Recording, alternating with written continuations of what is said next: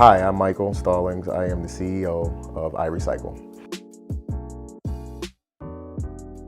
So, this is a funny story, a true story. Oh man. So one day I'm with my little guy, right? And we're driving. We're driving down the road. I think I'm in Waterbury at this particular time. And if any one of you guys are from Waterbury, it's I'm right next to the old famous recipe, right? I remember like yesterday. My son was about 6 years old, so he's in like first grade, and it's the month of February, so it's Black History Month.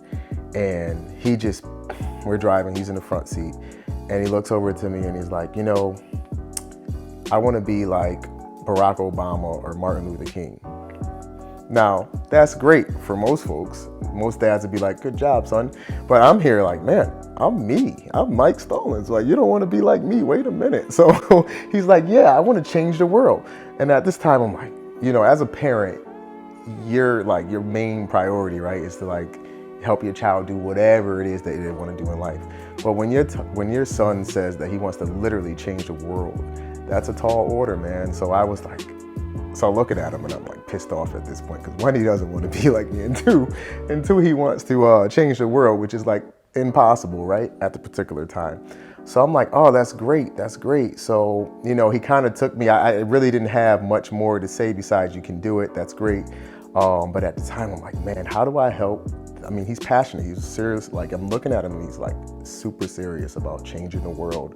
And I'm like, man, how do I help him? Had no answers at that particular time. So it bugged me for like nights on end. I'm like, man, how do I help my son change the world? And at that time, I'm going back and forth. For a couple of years later, I want to say a couple of years later, I'm in Mexico, right? So I'm in Cancun, Mexico.